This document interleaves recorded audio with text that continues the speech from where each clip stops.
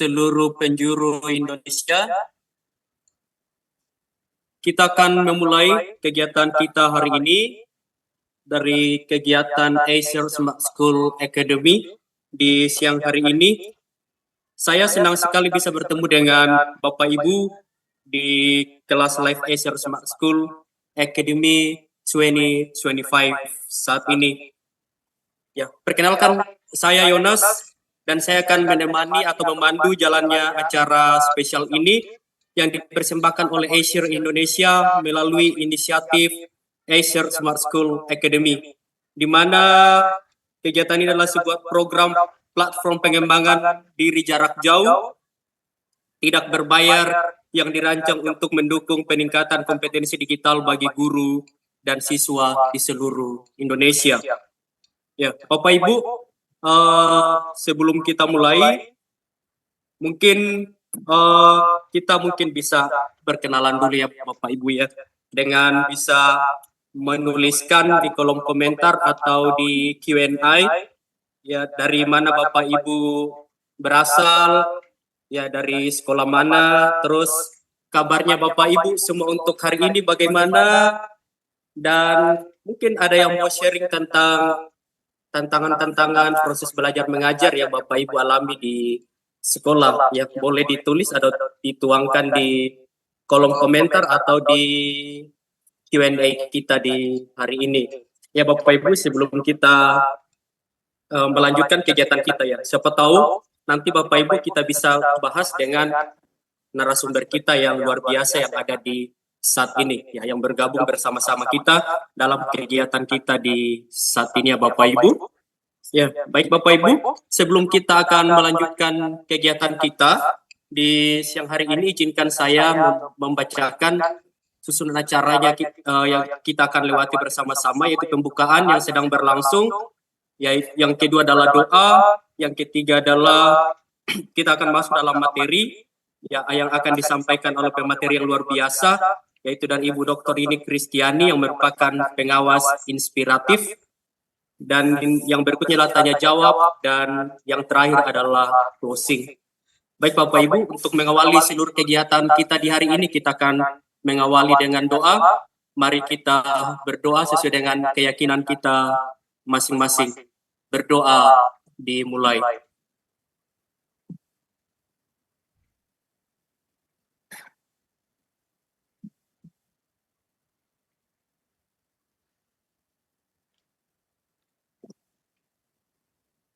Berdoa selesai.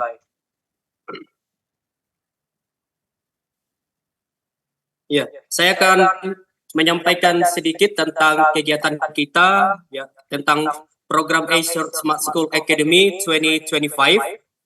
Seperti Bapak Ibu guru dan rekan-rekan semua yang ada di live kita hari ini, kelas hari ini merupakan bagian dari rangkaian Acer Smart School Academy 2025, sebuah platform pengembangan diri jarak jauh yang tidak berbayar dan ditujukan untuk guru-guru serta siswa.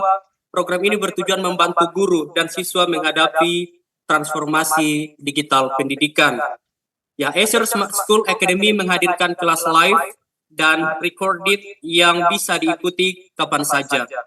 Ya, peserta akan mendapatkan sertifikat keikutsertaan di akhir kelas ya, dengan daftar gratis di link yang akan di-share oleh nanti dari pihak Acer-nya. Terus bisa men-follow sosial media Acer Indonesia di Instagram @AcerID untuk mendapatkan info terbaru dari Acer Smart School Academy and Acer for Indonesia.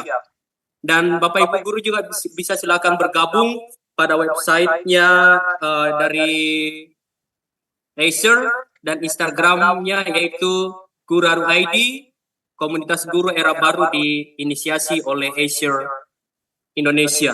Ya, jadi Bapak Ibu, itu sedikit penyampaian tentang program Acer Smart School Academy 2025. Ya, jika Bapak Ibu mau mendaftarkan diri, ya boleh nanti mengisi di link yang akan di-share nanti ya Bapak Ibu. Ya, Bapak Ibu, ya kita akan lanjut ke kegiatan kita hari ini. Ya, dengan narasumber kita hari ini. Ya, topik yang akan kita bahas hari ini yaitu adalah menciptakan pembelajaran yang mendalam dan menyenangkan dengan muatan kearifan lokal. Ya, menciptakan pembelajaran yang mendalam dan menyenangkan dengan muatan kearifan lokal. Yang dimana akan dibawakan oleh narasumber yang sangat luar biasa hari ini, yaitu dari Dr. Ninik Kristiani yang merupakan pengawas inspiratif. Ya, mari kita sambut Ibu atau Dr. Ninik Kristiani yang akan membagikan pengetahuan serta pengalamannya kepada kita semua tentang topik kita, itu menciptakan pembelajaran yang mendalam dan menyenangkan dengan muatan kearifan lokal. Kepada Ibu Dr. Ninik Kristiani kami persilakan. Ya, baik, terima kasih Pak Yunas. Pak Yunas ya. Pak Yunas ini juga guru, Pak Yunas. Ya, guru juga. Oh, guru di mana? Saya guru di Merauke. Oh, luar biasa ya. Dari Sabang sampai Merauke, Pak Yunas mewakili Merauke ya. Iya, dan Iya. ada beberapa teman guru juga dari Merauke ada bergabung di sini. Oh iya ya, banyak ya. Baik. Terima kasih yang saya hormati seluruh pimpinan dan jajaran yang ada di ESER ya. Ini luar biasa. Kalau enggak salah sudah tahun ke berapa, banyak lupa saya. Tahun kesekian gitu ya. Itu memiliki kepedulian yang luar biasa kepada para pendidik ya, kepada guru, kepada kepala sekolah, begitu.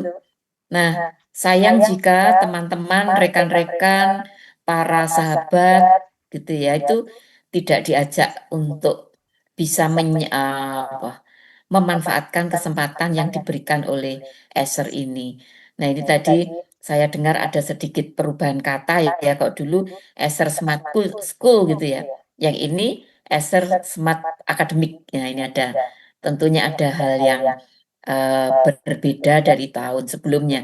Termasuk materi kita hari ini, materi kita hari ini agak agak unik dibanding materi-materi sebelumnya. Uniknya di mana? Satu, menyambut kebijakan tahun ajaran baru terkait dengan implementasi kurikulum yang pembelajarannya menggunakan pendekatan mendalam, pembelajaran mendalam. Kalau di terminologi di kementerian itu disebut dengan PM, pembelajaran mendalam. Kalau di bahasa Inggris kan itu deep learning. Gitu ya. Jadi kita menggunakan yang PM, pembelajaran mendalam. Lalu yang unik lagi dikaitkan dengan kearifan lokal. Kearifan lokal. Nah, ini relevan dengan kebijakan yang diterapkan di Dinas Provinsi Jawa Timur. Ini kebetulan saya dari Jawa Timur ya. Di Jawa Timur ini ada 2 tahap, ini mau ketiga, itu khusus workshop terkait dengan muatan lokal gitu. Nah, lalu tahap 1, tahap 2, ya, tahap berikutnya itu khusus bahasa dan sastra daerah. Nah, ini masih relevan. Jadi artinya ESER luar biasa ya, menyambut kebutuhan real yang saat ini itu sedang dibutuhkan. Walaupun yang sedang tren saat ini ya, itu mengenai KKA. KKA itu adalah coding dan kecerdasan artifisial ya. Tapi harus diimbangi. Diimbangi dengan apa? Dengan rencana SKL dari negara kita. SKL-nya, standar kompetensi lulusan, itu ke pencapaian 8 dimensi profil lulusan. Di antaranya itu kewargaan. Nah, ini relevan sekali. Nah, oleh karenanya, bagi teman-teman yang memanfaatkan peluang ini, gunakan sebagai sarana berkolaborasi, minimal bertemu dengan rekan se-Indonesia ini. Dari Papua tadi saya lihat ada, di Merauke tadi ada ya. Jadi dari Sabang sampai Merauke. Nah, mudah-mudahan nanti dalam pertemuan pertama ini teman-teman memiliki insight gitu ya. Karena nanti di ESER ini akan memberikan peluang-peluang yang berdampak kepada peningkatan kompetensinya Ibu Bapak. Terlebih memberikan penghargaan kepada teman-teman yang memang memiliki daya juang yang luar biasa di dunia pendidikan. Minimal melalui muridnya sendiri-sendiri, di sekolahnya sendiri-sendiri. Itu ya. Saya izin saya share screen dulu materi saya. Nah, apakah sudah tampak Pak Yunus? Sudah ya? Sudah Oke, kelihatan. baik. Tadi oleh Pak Yunus sudah disampaikan ya, judulnya kali ini menarik ini, menciptakan pembelajaran yang mendalam dan menyenangkan. Mendalam, menyenangkan, ini nanti akan kita tata ya. Kita tata ke dalam kerangka berpikirnya ketika nanti Ibu Bapak mempersiapkan diri menghadapi tahun ajaran baru. Jadi ini harus berterima kasih nih kepada Esther ini ya. Karena secara tidak langsung Ibu dan Bapak sudah juga bisa siap di dalam menyambut tahun ajaran baru, tetapi tidak kalah pentingnya ya ini berpeluang Ibu Bapak akan mendapatkan penghargaan, nominasi dari Esther gitu ya. Nah, maka ketika kita berbicara mengenai muatan ya kearifan lokal, ini merupakan poin penting yang saat ini juga digelorakan oleh kementerian. Kenapa? Karena terkait tadi dengan dimensi profil lulusan, itu antara lain terkait dengan kewargaan, itu juga dibutuhkan begitu ya. Bagaimana para guru itu bisa merancang pembelajaran yang bisa dilakukan dengan cara-cara sesuai dengan kreativitasnya, namun konsep dasar murid itu tidak ditinggal gitu. Nah, kadang begini Ibu dan Bapak, pengantar sedikit ya, banyak juga guru-guru itu sudah menjadi guru favoritnya anak-anak, murid-murid, menyenangkan, menggembirakan. Tetapi belum tentu yang diajar dengan menggembirakan itu paham konsep gitu.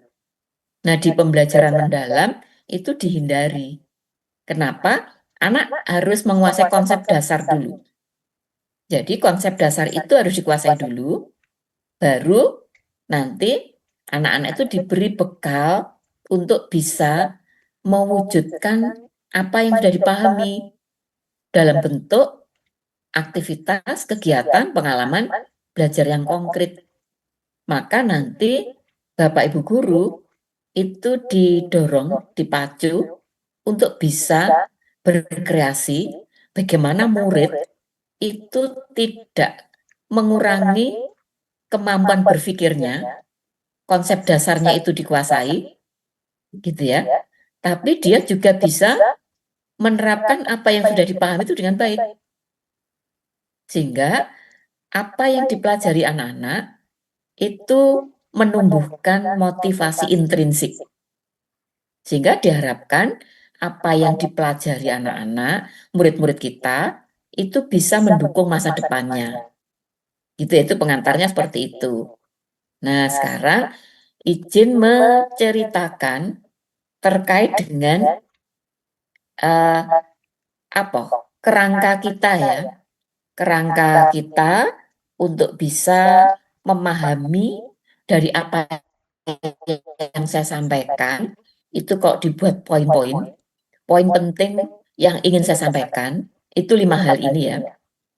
Jadi, terkait dengan kerangka kerja pembelajaran mendalam, tadi ya saya sampaikan PM ya, pembelajaran mendalam, kok di bahasa Inggris kan itu deep learning. Tapi kita menggunakan istilah terminologinya PM. Nah, dari kerangka itu ternyata kita perlu paham prinsip-prinsip pembelajaran mendalam. Kenapa? Karena prinsip itu dipakai dasar guru-guru itu bisa memberikan pengalaman belajar dari pendekatan pembelajaran mendalam ini. Nah, ini bagus lagi kearifan lokal. Kalau kearifan lokal, berarti pasti berbicaranya kontekstual, gitu ya. Maka dari serangkaian yang kita bahas ini, nanti bermuaranya itu pada pencapaian profil lulusan. Nah, nanti kita singgung-singgung dikit ya, mungkin teman-teman belum terbiasa mendengar istilah DPL. Nah, nanti kita biasakan ya. DPL itu dimensi profil lulusan. Dapatnya dari mana? Dapatnya dari yang dulu kita kenal profil pelajar Pancasila. Profil pelajar Pancasila, jika Ibu dan Bapak ingat, ada iman takwa pada Tuhan Yang Maha Esa, ada berkebinekaan global. Nah, di dimensi profil lulusan itu diubah kewargaan, kemandirian, penalaran kritis, kreatif, gotong royong, keenam ya, gotong royong itu diubah ke kolaborasi. 6 ya, ditambah 2. Yang 2 itu adalah kesehatan dan komunikasi. Jadi akhirnya 8. Itulah yang akan kita gunakan sebagai ending ya. Goalnya dari seluruh proses pembelajaran yang Ibu Bapak akan persiapkan. Nah, gitu ya. Jadi nanti kita pembahasannya seperti itu. Lalu siang sampai sore ini nanti Ibu Bapak akan saya ajak praktek langsung begitu. Sehingga nanti ketika berinovasi, Ibu dan Bapak setidaknya memiliki persiapan apa yang sekiranya itu inovatif tetapi tidak meninggalkan lokalnya. Boleh berpikir global, tetapi nilai-nilai kearifan lokal itu menjadi kekayaan. Maka sekali lagi saya apresiasi, terima kasih kepada Eser gitu ya, yang hari ini memberi kesempatan kepada saya menyentuh ke arah kearifan lokal. Nah, gitu ya. 5 ini nanti akan kita bahas satu persatu. Nah, ya, ini mengambil dari, kebetulan saya sudah ikut TOT, training trainer of trainer ya, training of trainer tentang pembelajaran mendalam yang diselenggarakan tanggal 5 sampai 8 Mei kemarin. Gitu ya. Nah, beberapa materi yang saya sampaikan itu hasil dari kegiatan tersebut. Gitu ya.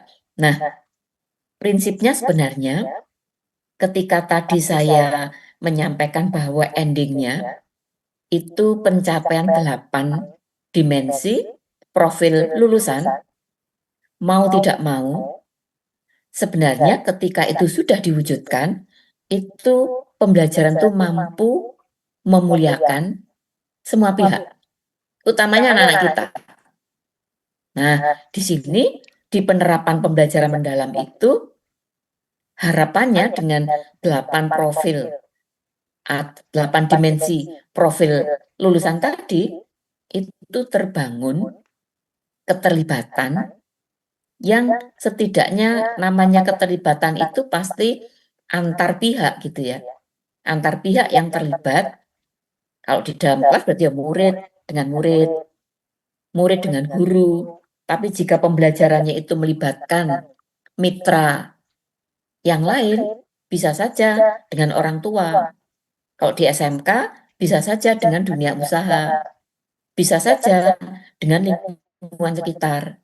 Narasumber-narasumber antar guru satu dengan guru yang lain. Maka terjalin adanya saling menghargai dan menghormati. Nah, di sini ini relevan dengan judul materi tadi, dengan mempertimbangkan potensi. Potensi itu bisa potensi dari murid itu, bisa potensi dari wilayahnya. Maka kita ambil judul kita split gitu ya, yang potensi kaitannya dengan kekayaan yang ada di daerah. Maka diangkat kearifan lokal. Ya, kalau itu kearifan lokal diangkat, sebenarnya itu juga menjadi bermartabat begitu. Nah, maka nilai-nilai kemanusiaan itu akan bisa kita wujudkan di dalam proses pembelajaran itu. Tuh ya. Nah, ini ada beberapa yang mungkin mudah diingat gitu ya, mudah diingat. Di antaranya yang ada di sini ya, ini kan kita bicara tentang pembelajaran mendalam. Di sini kalau kita ambil huruf depannya, ini B ya, berkesadaran. Huruf depannya ini ya B lagi, bermakna. Huruf depannya ini M, menggembirakan. Kalau ini diambil huruf depannya saja, jadi BBM. Nah, mudah mengingat. BBM ini merupakan prinsip pembelajaran mendalam. Nah, kerangka berpikirnya begini. Jika murid-murid kita di dalam proses belajar itu memiliki komitmen dari dirinya sendiri, memiliki kesadaran bagaimana cara dia bisa mencapai tujuan pembelajaran, gitu ya. Mengapa dia harus belajar? Mengapa dia harus berada di kelas? Mengapa harus belajar bersama biologi, bersama fisika, bersama sejarah, bersama matematika, dan lain-lain? Ternyata anak-anak itu memiliki satu poin penting, bahwa apa yang dipelajari itu ternyata dekat dengan kehidupan dan bermanfaat untuk masa depannya. Sehingga anak-anak ini memiliki kesadaran. Gitu. Nah, jika kesadaran sudah dibangun, maka kesadaran di dalam mencapai tujuan pembelajaran itu bagus lagi jika apa yang diajarkan guru itu sifatnya kontekstual. Sehingga apa yang dipelajari anak itu bermakna. Kalau udah bermakna, pasti anak ini memiliki motivasi intrinsik. Kalau sudah memiliki motivasi intrinsik, belajar apapun itu tidak ada tekanan. Maka situasinya itu bisa menggembirakan. Nah, itulah prinsipnya ya. Prinsip pembelajaran mendalam itu BBM. Itu ya. Nah, dari cerita yang saya sampaikan, sebenarnya proses bagaimana anak berkesadaran, bermakna, menggembirakan, itu wujudnya bisa terwujud itu lewat berbagai aktivitas yang dimulai dari olah pikir, olah hati, olah rasa, olahraga, itu akan terjadi di dalam proses pembelajaran. Gitu ya.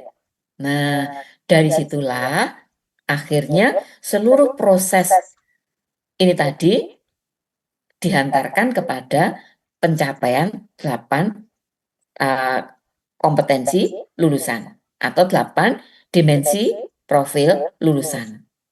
Dan ini nanti akan menjadi SKL, standar kompetensi lulusan. Itu ya. Karena SKL ini ada perbaikan gitu ya, ada hal yang baru, maka ketika guru menjalankan tugasnya 5M, nah ini mudah-mudahan teman-teman paham deh terkait dengan tugasnya 5M ya. M yang pertama itu adalah merencanakan pembelajaran. M yang kedua itu adalah melaksanakan pembelajaran. M ketiga itu menilai. Menilai, kemudian menganalisis, memanfaatkan hasil penilaian. Lalu yang keempat itu adalah membimbing siswa. Yang kelima ini adalah melaksanakan tugas tambahan. Terkait dengan yang pertama ya, jadi merencanakan pembelajaran apabila profil lulusan itu menjadi SKL, maka nanti perlu ada penyesuaian terkait dengan model atau cara menyajikan perangkat ajar. Begitu nanti. Gitu ya. Jadi nanti kita sekaligus mempraktekkan seperti apa di dalam merancang pembelajaran yang menyenangkan tapi bisa mendalam begitu. Atau dibalik bisa mendalam tapi menyenangkan dengan tetap mengangkat muatan kearifan lokal. Gitu ya. Jadi seperti itu. Lalu ini tadi ya, yang olah pikir, olah hati, olah rasa, olahraga. Kalau teman-teman ingat, ini sebenarnya mengutip dari ajaran-ajaran yang sudah disampaikan oleh pendahulu kita, di antaranya Ki Hajar Dewantoro.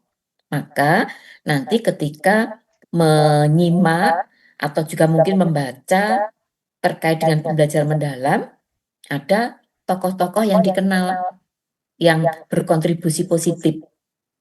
Kalau tokoh kita nasional, diantaranya ada Dewantoro. Tapi nanti juga ada yang itu kita mengadopsi. Artinya kementerian negara kita mengadopsi kepada yang telah menemukan terlebih dahulu terkait dengan pembelajaran mendalam. Di antaranya adalah namanya Michael Fulan. Dan nanti saya ceritakan terkait dengan kerangka kerja ya, kerangka kerja pembelajaran mendalam menurut Michael Fulan. Itu ya. Nah, ini sekarang saya jelaskan yang itu tadi yang saya maksud. Itu ya. Jadi, di dalam pembelajaran mendalam itu yang perlu kita pahami dan nanti juga harus kita terapkan. Yang pertama, sebelum di lingkaran ini ya, itu kita siapkan dengan pola pikir bertumbuh. Kenapa? Karena jika mendengar kata pembelajaran mendalam, kemudian sebelumnya tidak mendengar kata pembelajaran mendalam, dua kata ya, pembelajaran mendalam. Sebelumnya belum mendengar, sekarang mendengar. Jika kita memiliki pola pikir bertumbuh, maka yang muncul adalah penasaran. Penasaran gini, seperti apa toh ternyata pembelajaran mendalam itu seperti apa toh sebenarnya? Saya kepengen tahu. Begitu pola pikirnya dibangun demikian, berarti mindset ibu dan bapak itu sudah mau bertumbuh. Tapi begitu ada kata pembelajaran mendalam yang itu belum dikenal gitu ya, kemarin belum ada, langsung apalagi, pembelajaran apa lagi, yang kemarin saya tidak paham, sekarang udah berubah lagi. Sudah pasti itu akan menutup kemampuan untuk bertumbuh mampu. Itu kita kenal dengan fixed mindset. Ya. Nah, ini Esser mengajak ibu bapak itu untuk memiliki growth mindset.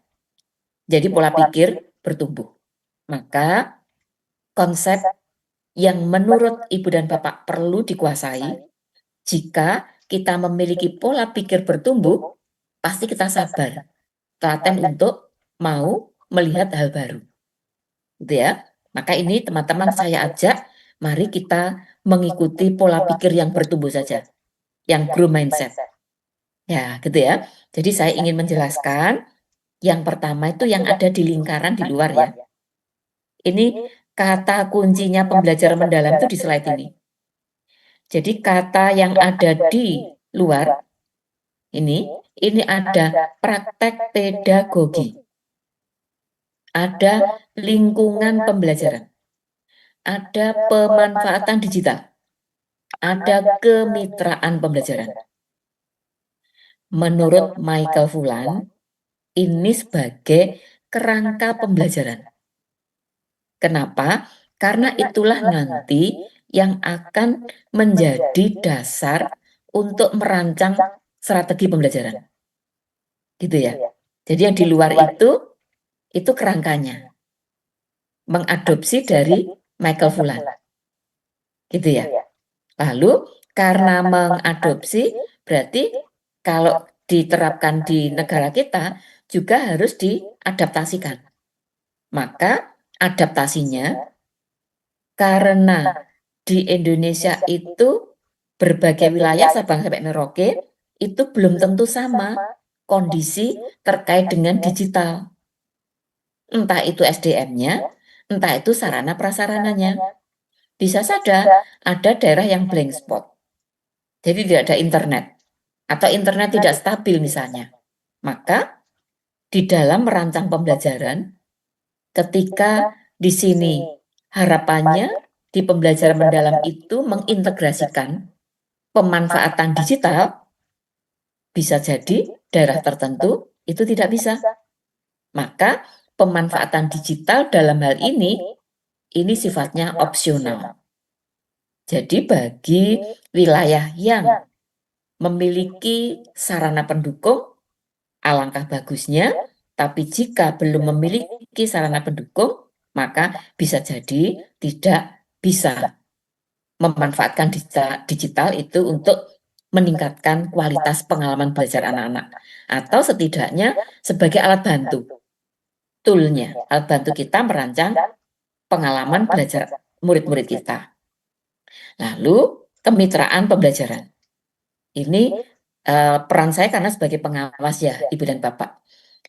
Ketika saya bertugas sebagai pengawas yang melihat para guru dari berbagai sekolah, gitu ya, memang dominan itu pembelajarannya di dalam kelas, gitu ya.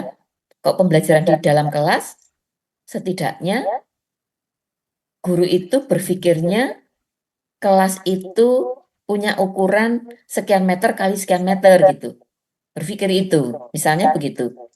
Tapi ternyata ada sekolah lain itu yang namanya kelas tidak terikat lagi oleh fisik, tidak terikat oleh ruang dan waktu, bahkan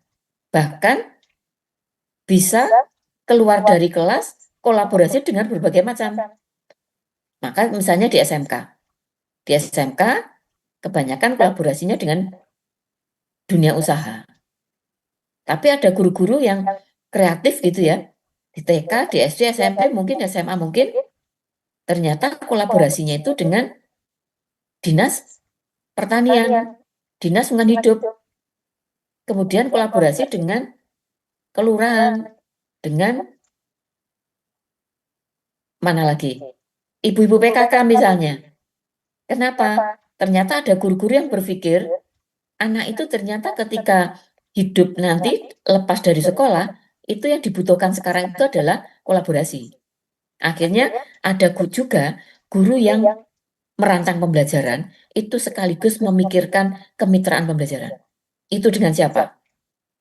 Nah, maka dalam hal ini, kita kalau dulu ingat ada pembelajaran itu pendekatannya STEM. Sains, teknologi, engineering, matematik. Misalnya ada yang nambahi art, seni. Nah, kalau pembelajarannya STEM, misalnya ya, itu pasti ada kemitraan. Karena apa? Berbasis proyek. Waktu proyek pasti kemitraan, setidaknya murid dengan murid. Lalu tergantung proyeknya apa. Kok proyeknya itu misalnya membuat miniatur terkait dengan rumah joglo misalnya, maka akan sounding ke tempat-tempat tertentu, melihat, bertanya ke lurah, ke RT, ke RW, gimana asal-usul joglo misalnya di wilayah tertentu di Jawa misalnya, atau joglo di Madura, atau di tempat-tempat lain. Rumah apa yang di daerah Kalimantan? Papan ya, yang dari papan gitu ya. Itu seperti apa? Maka pasti butuh kemitraan dalam pembelajaran, gitu ya. Lalu berikutnya ini Bu Bapak, praktek pedagogi. Di praktek pedagogi, ini pada saat Bapak Ibu guru kuliah, itu pasti semuanya dapat ilmu pedagogi. Karena guru itu pasti punya 4 kompetensi. Pedagogi, profesional, sosial, kepribadian. Nah, transfer knowledge-nya itu adalah pedagogi. Nah, maka ketika guru paham bagaimana pembelajaran saya, materinya ini, tujuannya demikian, saya rumuskan, lalu saya menerapkan model pembelajarannya yang misalnya inquiry, pembelajarannya yang project, based learning, pembelajaran yang discovery, dan lain-lain. Berarti guru itu mengerti mengenai praktek pedagogi, gitu ya. Maka diharapkan di dalam pembelajaran mendalam, itu praktek pedagogi itu menjadi desain tersendiri. Desain pembelajaran yang itu sudah ada di kerangka berpikirnya. Gitu ya. Nah, termasuk ini lingkungan pembelajaran. Nah, harapannya juga murid tidak hanya berada di dalam kelas, tapi bagaimana bisa memanfaatkan sumber daya yang ada di lingkungan, termasuk diantaranya kearifan lokal. Nah, gitu ya. Jadi ini sangat relevan sekali. Judul materi yang diambil oleh teman-teman di tim ESER ini mengangkat tentang kearifan lokal, gitu ya. Jadi lingkaran luar seperti itu. Nah, kerangka itu kita tarik ke dalam, itulah yang akan menjadi, gitu ya, dasar atau bisa menjadi acuan ketika Bapak Ibu guru itu akan menerapkan pembelajaran di kelas yang memberikan pengalaman belajar pada anak-anak. Nah, pengalaman belajarnya apa? Kalau teman-teman memikirkan pengalaman belajar, pasti sebelumnya akan berpikir mengenai tujuan pembelajaran. Gitu ya. Nah, tujuan pembelajaran pasti teman-teman akan berpikir mengenai taksonomi. Begitu. Nah, yang sering diingat, sering digunakan, itu memang taksonominya belum. Tapi ternyata ada yang biasa menggunakan taksonomi belum yang direvisi oleh Anderson. Waktu awal-awal kurikulum Merdeka, teman-teman juga mulai dikenalkan taksonomi Wijin namanya. Lalu siapa tahu lagi ada taksonomi Marsano. Nah, di pembelajaran mendalam ini dikenalkan taksonomi Solo. Gitu ya. Nanti saya sampaikan di berikutnya ada taksonomi Solo. Nah, ternyata begini Bu Bapak. Dari berbagai taksonomi yang saya sampaikan tadi, ternyata itu ada irisannya gitu. Misalnya begini, antara Bloom kemudian dengan Wijin yang paling dekat dengan kurikulum Merdeka kemarin ya. Di Bloom yang direvisi itu kan ada C1, 2, 3, 4, 5, 6 gitu. Lalu misalnya pakai yang Wijin misalnya. Wijin itu ada yang penjelasan, kemudian ada interpretasi, kemudian ada persepsi, sampai ada empati. Dari yang disebutkan di Wijin dengan yang disebutkan di taksonomi Bloom Anderson itu ternyata ada yang beririsan. Misalnya mengenai pemahaman. Memahami tentunya pemahaman. Gitu ya. Nah, ternyata kalau disandingkan dengan taksonomi yang lain, itu juga ada yang beririsan. Maka dari berbagai irisan tadi, pengalaman belajar itu ternyata ketemulah ini. 3 ini. Pengalaman anak itu memahami konsep-konsep dasar setidaknya, gitu ya. Lalu, kalau dia sudah memiliki konsep, dilanjutkan dengan dia memiliki pengalaman untuk mengaplikasikannya. Begitu. Lalu ketika sudah mengaplikasikan, pasti ada kepuasan tersendiri pada anak-anak. Maka akan muncul kesadaran. Kesadaran apa? Kesadaran untuk begini, merefleksi. Merefleksi tentang apa yang sudah saya capai, apa yang perlu saya perbaiki, apa yang sudah saya dapat, apa yang belum saya dapat, apa yang akan saya lakukan berikutnya. Jadilah kegiatan itu dia memiliki budaya refleksi pada diri anak. Maka memahami, mengaplikasi, merefleksi itu intinya pengalaman belajar pada pembelajaran mendalam. Gitu ya. Nah, tadi saya sampaikan pengalaman belajar itu disajikan oleh guru, gitu ya, difasilitasi oleh guru agar anak bisa menjalankan proses sehingga memiliki pengalaman belajar itu dengan prinsip-prinsip pembelajaran mendalam, yaitu berkesadaran, bermakna, terus menggembirakan. Begitu kronologis berpikirnya, teman-teman ya. Nah, dari serangkaian yang saya ceritakan tadi, endingnya itu adalah yang ada di tengah ini, yaitu 8 dimensi profil lulusan. Gitu ya. Jadi ini yang di tengah itu goalnya. Maka ketika itu disusun menjadi perencanaan pembelajaran, entah ibu bapak menyusun RPP, entah menyusun modul ajar, maka ini letaknya di atas. Dimensi profil lulusan di atas, karena itu menjadi goalnya begitu. Supaya nanti sampai kepada alur ke bawah, itu ingat bahwa kita akan mengajarkan anak-anak dalam rangka mencapai 8 profil lulusan. Nah, gitu ya. Lalu, ini tadi ya yang sudah saya jelaskan tadi ya. Jadi, prinsip BBM ini adalah prinsip pembelajaran mendalam. Untuk apa? Untuk memberikan pengalaman belajar dari berbagai penjelasan tadi. Pengalaman tuh setidaknya ya bagaimana anak-anak bisa memahami, tadi bisa mengaplikasi, kemudian bisa merefleksikan. Nah, sekarang terkait dengan berkesadaran. Kenapa BBM tadi awalnya berkesadaran ya, bukan bermakna dulu baru berkesadaran. Ini pintu gerbangnya Ibu Bapak. Ketika anak-anak itu sudah memiliki kesadaran, itu pembelajarannya akan lancar gitu. Nah, bagaimana yang dimaksud kesadaran itu? Berarti kenyamanan murid dalam belajar. Anak-anak bisa fokus, bisa konsentrasi, bisa meningkat perhatiannya terhadap apa yang sedang dipelajari, terhadap juga apa yang tidak boleh dipelajari pada saat teman-teman belajar tentang materi tertentu misalnya.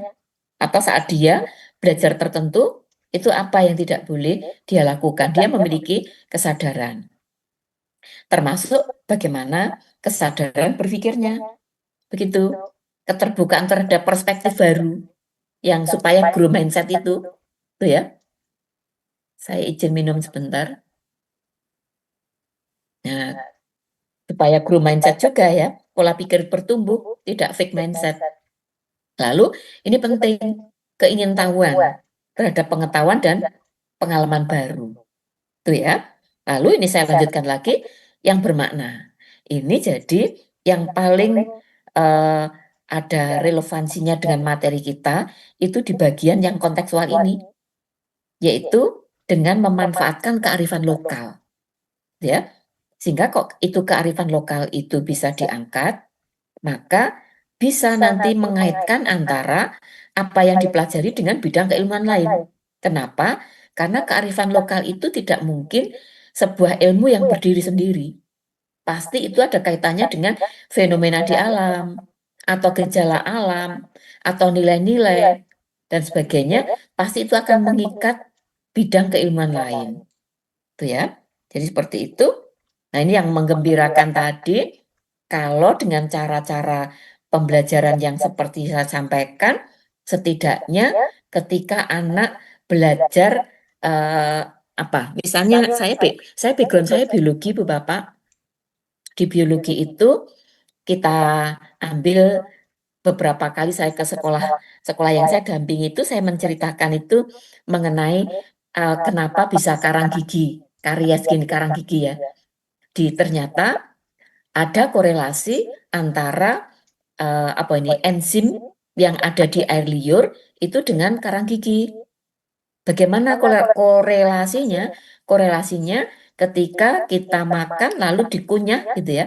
Dikunyah-kunyah, waktu mengunyah itu mendorong keluarnya enzim. Maka ketika makanan itu tidak dikunyah, ditelan begitu ya, maka menyebabkan enzim tadi tidak keluar gitu ya. Terus jadilah mempengaruhi tumbuhnya karang gigi. Maka zaman dulu, nah ini kalau dikaitkan dengan kearifan lokal juga bisa sebenarnya. Zaman dulu itu dikenal. Kenapa? Anak kecil tidak boleh makan permen kan gitu ya. Kenapa? Kalau permen nanti akan giginya kalau dulu menyebutnya gigis. Gigis itu yang giginya jadi kropos gitu ya. Itu ternyata sebenarnya karena karang giginya banyak. Jadi ketika anak mengerti bahwa itu ada kaitannya dengan kehidupannya pada dirinya, dia akan bisa merasa, aha, ternyata ini ya, kenapa kok saya tidak boleh makan permen? Oh, ternyata ada kaitannya pada saat permen itu dimakan, tidak dikunyah, Artinya gini, permen itu tidak terlalu dikunyah. Kok dikunyah nggak permen lagi gitu ya. Beda dengan makanan yang lain pasti perlu mengunyah. Oh, ternyata ini alasannya. Sehingga makan permen itu dikaitkan dengan larangan untuk makan permen karena akan terjadi apa itu tadi gigis. Kalau di bahasa Jawanya gigis, nggak tahu bahasa yang lain apa ya, giginya rompang-rompang gitu ya. Nah, itu ilustrasi saja. Berarti dengan cara-cara seperti itu, ini sebenarnya sudah bisa memotivasi anak-anak. Minimal bisa menginspirasi. Maka mengembirakan itu bukan bersenang-senang, pembelajaran bersenang-senang, tepuk-tepuk, kemudian loncat-loncat, bukan begitu ya. Tapi bagaimana pembelajaran itu bisa menginspirasi murid. Bagaimana bisa menjadi tantangan yang memotivasi hingga muncul motivasi intrinsik, gitu ya. Nah, ini ada beberapa yang saya loncat gitu ya. Saya loncat dan nanti akan saya tunjukkan prakteknya, gitu ya. Nah, ini tadi yang taksonomi tadi ya. Jadi yang dikenalkan ya. Yang dikenalkan saat ini itu taksonomi Solo. Nah, taksonomi Solo ini kalau ada yang membaca, ini merupakan taksonomi yang apa ini? Sebenarnya tepat, cocok gitu ya. Cocok untuk pembelajaran mendalam. Tetapi di dalam pembelajaran itu bukan berarti taksonomi Solo ini satu-satunya yang harus digunakan. Nah, lalu bagaimana kalau itu tidak digunakan? Boleh tidak menggunakan ini.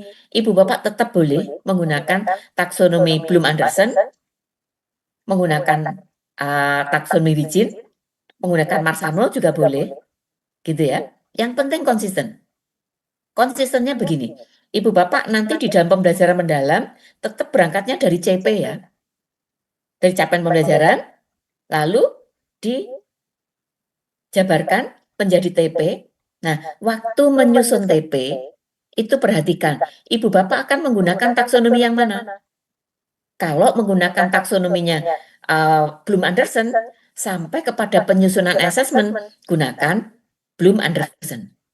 Tapi kalau menggunakan taksonominya itu Wijin, dari awal sampai akhir, gunakan Wijin. Kemudian Solo, gunakan Solo. Jadi artinya di dalam pembelajaran mendalam, ini tidak mengikat harus Solo. Gitu ya. Boleh taksonomi yang lain, yang penting itu konsisten. Ya. Nah, di sini ada pre-structure, unistructure, multi-structure, relasional, kemudian sampai extended abstract. Nah, extended abstract itu ya, itu kok di taksonominya Bloom Anderson itu sampai ke mencipta begitu. Kalau teman-teman ingat waktu itu ada metakognisi.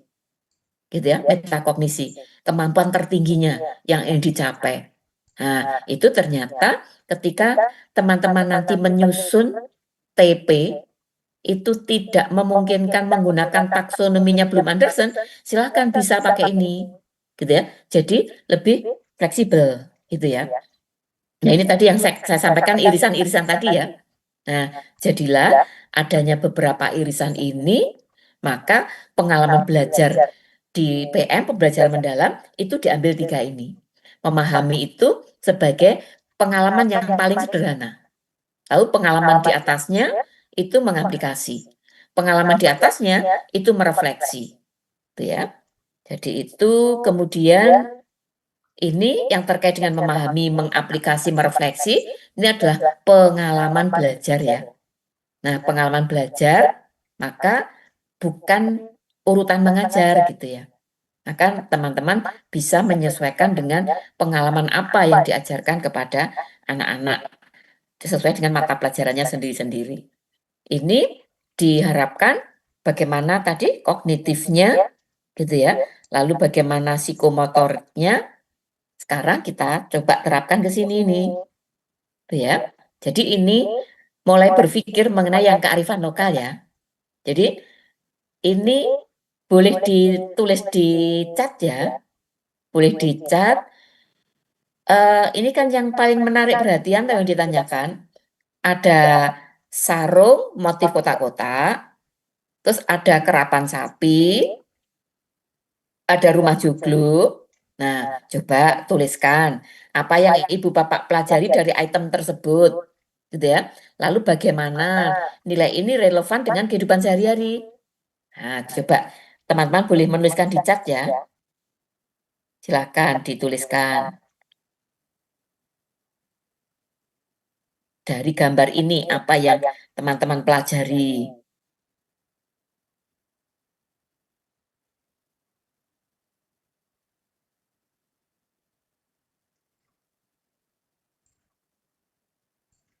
Nah, ada yang sudah menulis, Pak Yunus? Nanti materinya diberikan nanti. Sudah. Oke, ada kerapan sapi, ya ada batik, macam-macam ternyata. Ini pertanda teman-teman memiliki lingkungan yang berbeda-beda, gitu ya. Maka di dalam membelajarkan pembelajaran mendalam, baiknya ambil konteks, gitu ya. Kontekstual itu sesuai dengan wilayahnya masing-masing, gitu ya.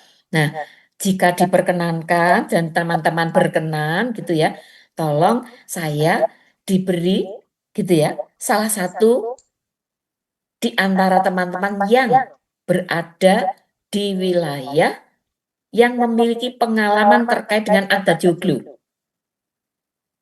Siapa tahu di room ini ada. Jika ada, mohon bantuan itu bercerita tentang rumah joglo ini seperti apa. Apa yang bisa kita pelajari, apa yang kita bisa maknai, atau dan apa yang kita kaitkan dalam kaitannya dengan pembelajaran gitu ya. Termasuk nilai-nilai apa yang ada di rumah adat joglo ini. Nah, silakan teman-teman boleh raise hand ya.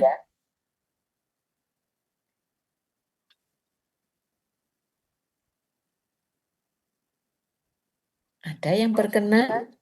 Raise hand? Oke, monggo. Pak Ibnu ya? Pak Iya, Ibnu ya Pak Pak. Yunus ya? Muslim SMA PGRI. Heeh. Ya. Oke, Oke, silakan. Bapak dipersilakan. Silakan. Gimana Pak Ibnu? Sambil dikenalkan Pak Ibnu, dari mana? Gitu. Saya SMA PGRI Bantimurung. Kalau yang saya pelajari yang ini, yang rumah joglo ini hubungannya dengan matematika. Misalnya ini apa? Rumahnya berbentuk balok. Ya. Ya, ada yang bentuk piramid ini, kubus. Bisa dikaitkan begitu kalau matematika. Tapi kalau pelajaran yang lain yang bisa dihubungkan dengan geografi, di mana rumah ini ada di mana, Kalimantan atau mana. Ya, begitu Bu. Baik, terima kasih Pak Ibnu. Nah, sekarang ada Pak Wanto, silakan Pak Wanto. Ini teman saya nih ya. Silakan Pak Wanto. Ya. Baik, Bu Nini terkait dengan filosofi rumah joglo ini ya. Nah, saya ini kan asli dari Jogja ya. Jadi yang saya lihat itu kan pertama itu ada bentuk trapesium itu Bu ya. Nah, dari sini nanti kita bisa menggali ya kaitannya dengan apa namanya? Panjangnya berapa, lebarnya berapa itu. Nanti jadi anak itu apa ya namanya? Kan garis dulu ya, mendorong anak biar bisa. Kalau saya membuat rumah joglo nanti, ini perlu berapa apa namanya, berapa genteng, luasnya gitu loh Bu. Larinya ke sana. Kemudian bisa juga yang kedua ini di bagian tengah ini berbentuk limas. Nah ini hampir sama Bu nanti. Jadi arahnya itu anak itu dari trapesium kalau saya buat ini perlu berapa itu loh luasnya yang dibutuhkan gitu Bu. Bu Nini terima kasih. Baik, terima kasih Pak Wanto. Berarti sebenarnya kalau di dalam merancang pembelajaran itu selalu kita kaitkan dalam kehidupan sehari-hari gitu ya. Syukur-syukur selalu mengangkat kearifan lokalnya masing-masing kan semakin berdampak ya. Artinya semakin bermakna pembelajaran itu gitu ya. Baik, ini masih ada Pak Dodi. Silakan Pak Dodi. Silakan Pak Dodi ya. Ya, halo, assalamualaikum warahmatullahi wabarakatuh. Waalaikumsalam. Ya, dari ketiga gambar ini kayaknya lebih menarik itu karapan sapi kayaknya. Oh, karapan sapi. Pak Dodi dari mana? Dikenalkan. Saya dari SMA Negeri 4 Batam. Oh, Batam. Dari Oh, Batam, iya, Ibu. iya, iya. Ya, dari Kepulauan Riau. Iya, iya. Tapi mungkin karena kearifan lokalnya, kalau sapi ini mungkin lebih banyak di daerah mana ya? Daerah NTB mungkin atau NTT gitu ya, atau Sumatera Barat gitu ya. Kalau kami kan lebih banyaknya ke laut gitu. Tapi dari ketiganya itu saya menilai bahwa di gambar kedua itu kita lebih kepada terjun ke masyarakat, dalam arti kata bahwa kita mengetahui nilai-nilai kearifan lokal yang berada di sekitar sekolah kita gitu. Oh, ternyata di sini ada karapan sapi seperti itu, Bu. Kalau saya menarik yang di nomor 2. Oke, baik. Kepenarikannya berbeda-beda tidak apa-apa karena memang gini ya, semuanya itu berpikirnya itu pasti dikaitkan dengan kebutuhannya ya. Saya butuh ini, saya kaitkan dengan mata pelajaran ini gitu ya. Oke, terima kasih teman-teman. Nah, ini masih ada lagi, boleh nanti menyampaikan yang lain gitu ya. Sebentar. Masih ada lagi nih. Nah, ini. Oh, sorry. Ketutup malah. Nah, ini ganti-ganti yang ini. Ini silahkan ini. Tadi yang kerapan sapi tadi, ini kan saya memilih kerapan sapi gitu ya. Saya belajar tentang semangat kompetisi. Nah, ini tadi sebenarnya teman-teman menyampaikannya tadi kan dikaitkan dengan mata pelajaran, dengan substansi. Syukur-syukur pada saat mengaitkan dengan kearifan lokal, itu juga menyinggung mengenai karakter. Gitu ya. Jadi misalnya tadi dari Batam, tadi ya Pak Dodi kerapan sapi, oke. Dikaitkan dengan nilai-nilai berikutnya, semangat kompetisinya, kerjasama. Sebenarnya yang dikaitkan dengan semangat kompetisi itu dalam arti yang positif ya. Kenapa? Karena kompetisi itu sebenarnya memiliki modal orang itu kerja keras gitu ya.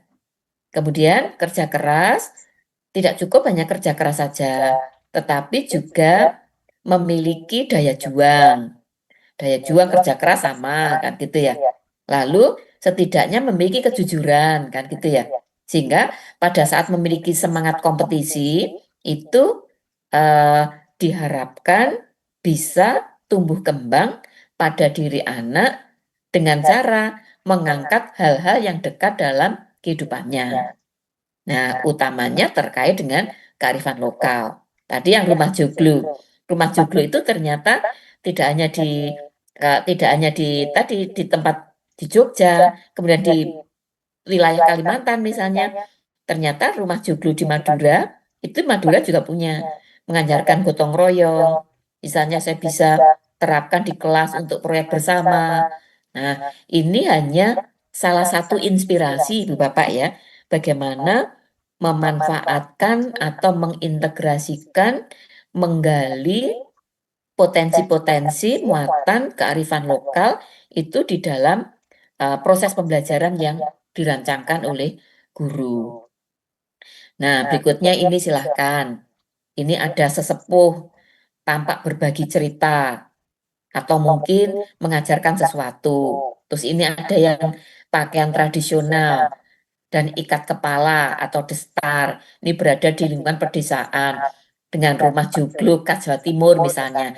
Monggo, siapa yang berkenan memberikan komentar? Kira-kira kalau ini kita kaitkan dengan pembelajaran, itu seperti apa cara mengaitkannya?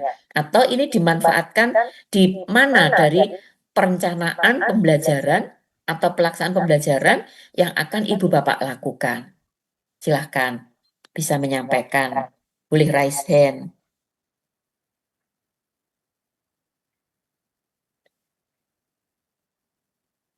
Ada yang ingin berpendapat atau ingin berbagi pengalaman kalau misalnya ada potensi seperti ini, apakah ini memungkinkan dipakai untuk pembelajaran?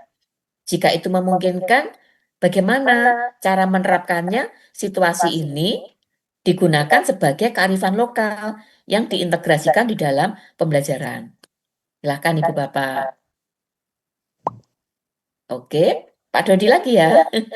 Silakan, baik Pak Dodi. Yang lain belum ada, silakan sambil menunggu yang lain. Silakan Pak Dodi. Oke, assalamualaikum Bu, izin. Waalaikumsalam ya. Ya, menurut saya biasanya kami itu kan di Kepri itu apa namanya setiap hari Jumat itu memakai baju karena kami berada di Melayu, Kepri itu termasuk Melayu, jadi mungkin lebih menonjolkan itu. Misalkan saya memberikan contoh kepada rekan guru atau kepada siswa bahwa begini loh pakaian adat Melayu seperti itu. Jadi tapi tidak menjadi bahwa setiap hari Jumat itu kita memakai baju Melayu, kemudian yang Islamnya tetap melakukan apa namanya kegiatan keagamaan, yang Kristen juga tetap melakukan kegiatan agamanya, kemudian Buddha juga seperti itu. Setiap biasanya di dalam seminggu itu ada memakai baju itu Bu, baju khusus Melayu lah seperti itu. Jadi kami biasanya memakainya setiap hari Jumat. Sama halnya ketika hari Kamis kita memakai baju batik seperti itu. Batik disesuaikan dengan sekolahnya. Jadi di gambar 2 ini bagaimana caranya kita mengajarkan tentang kearifan lokal yang di daerah kita dulu gitu loh, yang kita tonjolkan bahwa sebenarnya kita juga punya hal baik dari kearifan lokal yang kita punya seperti itu. Sesudah itu baru kita ke level yang lebih tinggi lagi, ke nasional, misalkan batik, kita kenalkan batik. Kayak sekarang ini kita lagi melakukan P5 terakhir tentang bagaimana cara membatik seperti itu. Membatiknya kita coba pakai membatik secara nasional, kemudian membatik secara Keprinya, kita ambil motif-motif yang bisa kita lakukan seperti itu Ibu. Oke. Baik, terima kasih Pak Dodi. Kita coba tingkatkan lagi diskusi kita gitu ya. Sekarang, jika pembelajaran misalnya ya ambil pembelajaran IPS gitu ya. Nah, bagaimana mengaitkan gambar ini dengan pembelajaran mendalam di mata pelajaran IPS? Nah, silakan. Yang raise berkenan ya ini ya. Bu Suprihatin dulu ya. Silakan Bu Suprihatin, ditingkatkan ya. Yuk, dikaitkan dengan pembelajaran mendalam. Assalamualaikum warahmatullahi wabarakatuh. Waalaikumsalam.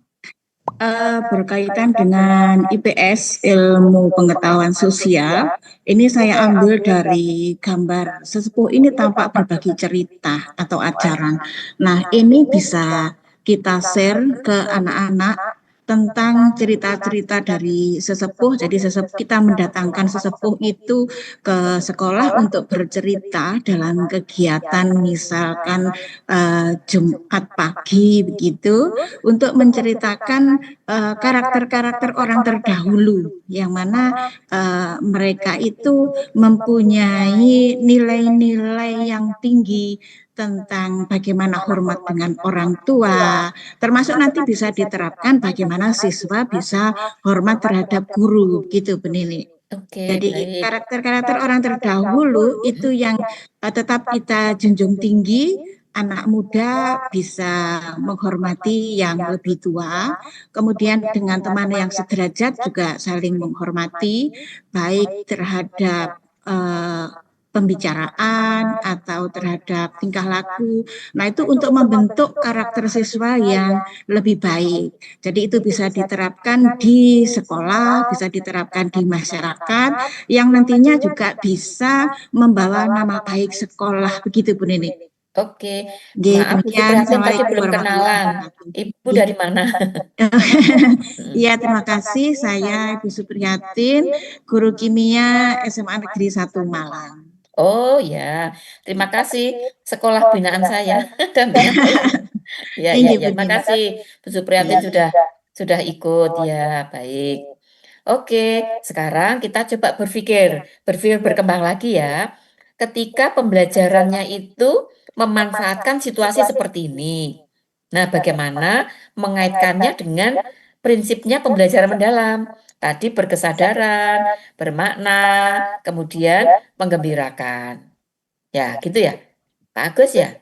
Monggo Pak Agus.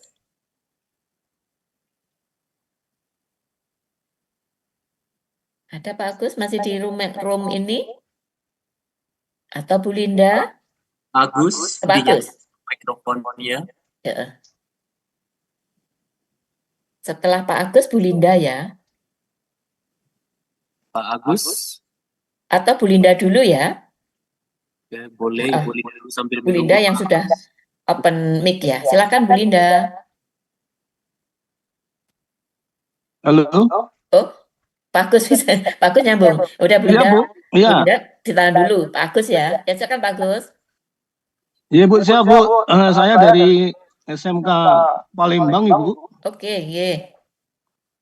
Menyikapi gambar yang ada, ini kalau dalam keseharian saya menyampaikan bahwa ini ada hubungannya dengan bahwa sumber belajar itu tidak harus hanya buku saja, tetapi sumber belajar bisa tokoh, Ibu. Nah, hubungannya sumber belajar tokoh ini dari pembelajaran yang mendalam itu yang pertama ya kita ngambil tokoh misalnya tentang pahlawan perjuangan, kita ngambil tokoh setempat, artinya orang-orang tua kita atau tokoh-tokoh masyarakat yang tidak banyak dianggap atau terlupakan dengan adanya kearifan lokal itu, maka tokoh-tokoh itu akan merasa dihargai lagi, dijadikan sumber belajar, dan tentu saja ini akan bermakna bagi anak-anak sekitarnya. Ternyata punya tokoh-tokoh masyarakat, termasuk mungkin orang tuanya, yang memiliki perjuangan yang bermakna bagi kehidupan. Nah, insya Allah ini juga akan menggembirakan bagi mereka yang ternyata di lingkungan yang jauh dari hiruk pikuknya kota, ternyata ada pahlawan yang mungkin tidak diakui secara tertulis, tetapi bermakna di dalam kehidupan. Itu menurut hemat saya, Ibu Nini. Mohon maaf kalau tidak berkenan. Iya Pak Agus, terima kasih. Semuanya itu benar ya, ini kan tidak salah dan benar. Ya, oke, baik. Dilengkapi Bu Linda, silakan Bu Linda. Bu Linda dikenalkan dari Nala, ini sekolah yang saya dampingi juga. Silakan Bu Linda. Halo Bu Linda, masih di sini? Oh, ganti hilang. Kalau gitu Bu, Bapak atau Bu ya Bu? Krisman Purba itu Bapak ya? Krisman Purba. Bapak ya mungkin ya.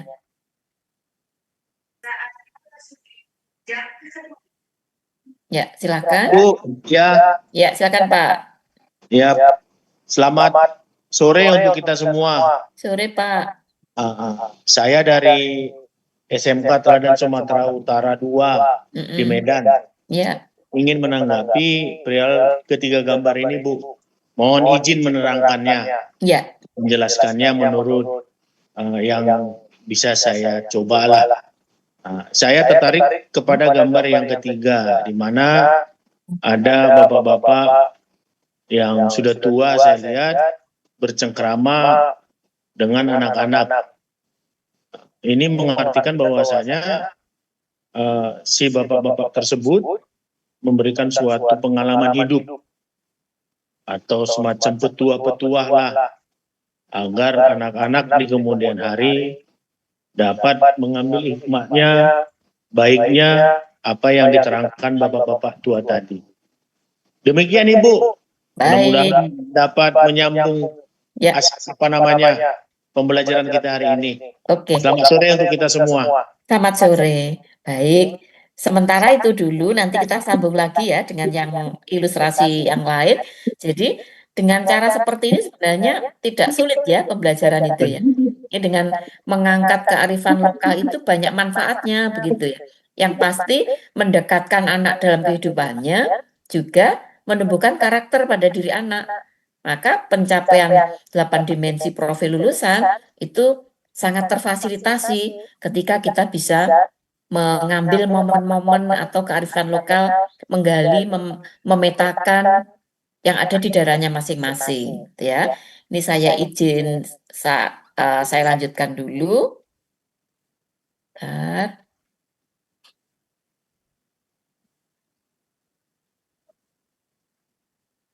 Ya, bentar ini agak macet, saya stop sebentar. Saya ulang share screen lagi. Nah. Oke ya.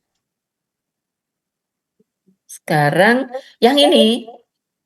Nah, ini kita punya lagi nih. Punya galeri ini. Tadi yang kotak-kotak batik itu tadi ya. Joglo sudah dipikirkan tadi ya. Sudah dikupas oleh teman-teman. Nah, ini ternyata masih ada lagi.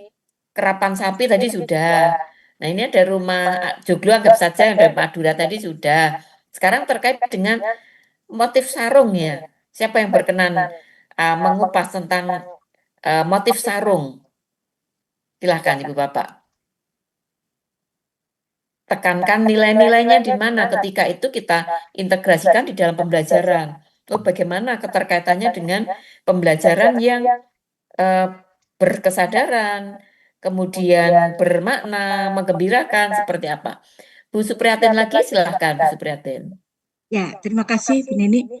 Untuk motif sarung kotak-kotak, itu maknanya dalam kehidupan anak-anak, bahwa anak-anak itu dari rumah menuju ke sekolahan, itu mereka itu membawa budaya sendiri-sendiri, latar belakang sendiri-sendiri, yang itu diibaratkan mereka itu membawa kotak-kotak asal sendiri, yang nanti nyampe di sekolahan akan kolaborasi dengan temannya, dalam kita terapkan dalam kegiatan berdiskusi yang anggotanya itu adalah heterogen, ya heterogen kompetensi, kemudian heterogen jenis kelamin, heterogen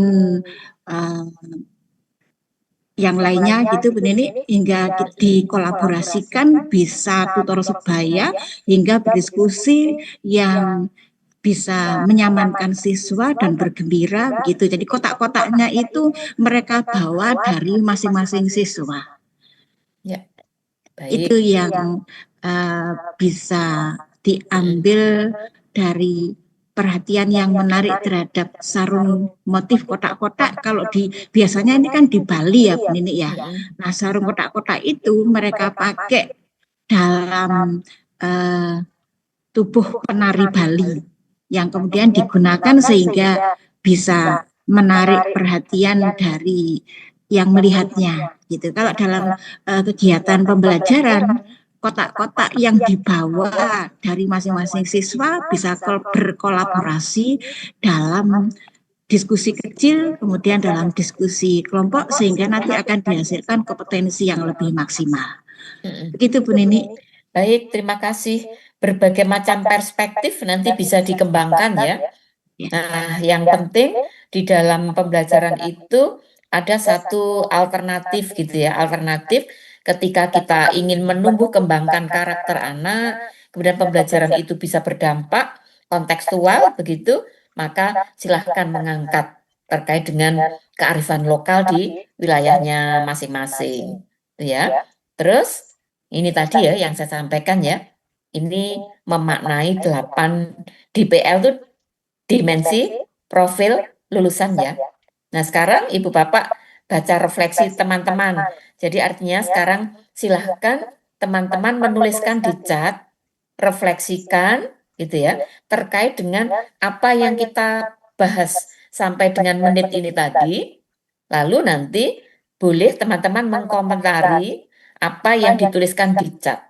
Ceritakan pengalaman Ibu Bapak sendiri, misalnya terkait dengan gotong royong itu penting ketika membuat joglo, atau mungkin di sekolah itu pernah mengadakan kerja bakti untuk membuat joglo, atau hal-hal lain yang itu mengangkat kearifan lokal, tapi dikaitkan dengan proses pembelajaran anak-anak dan yang menumbuhkan anak itu bisa berkesadaran, bermakna dengan cara-cara menggembirakan.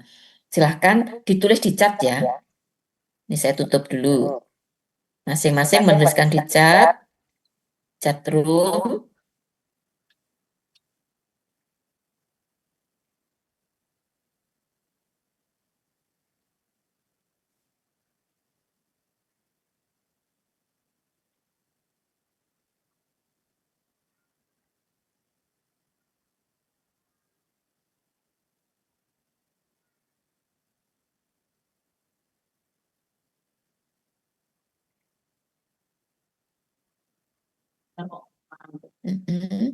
Ini ada misalnya dari Bu Fitri.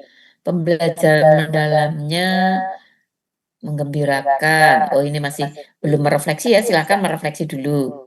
Dituliskan di hasil refleksinya dulu, terus nanti kasih komentar.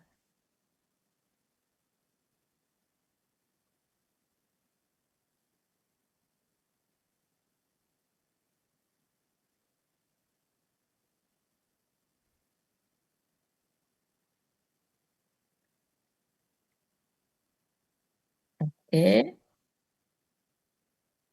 silahkan. Ya, Sudah ada beberapa Ibu yang sudah masuk. oke ya.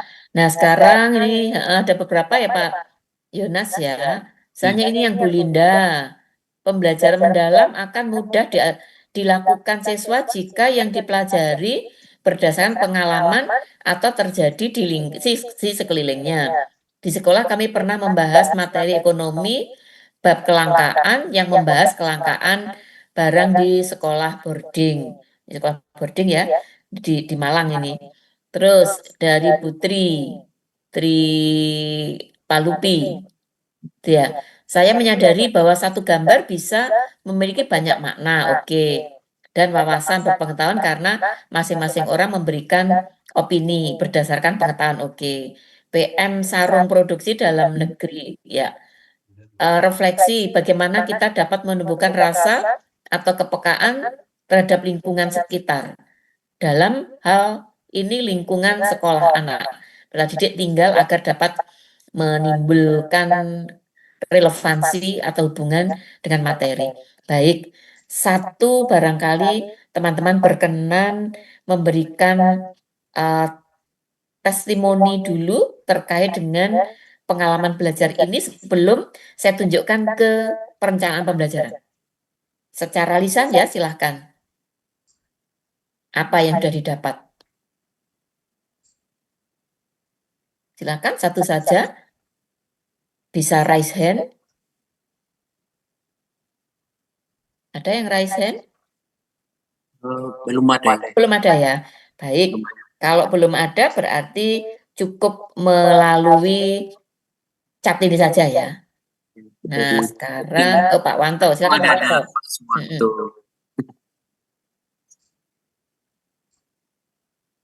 Silakan Pak Oke, Wanto. baik, terima kasih Bu Nini. Nah, saya kata kuncinya BBM, Bu.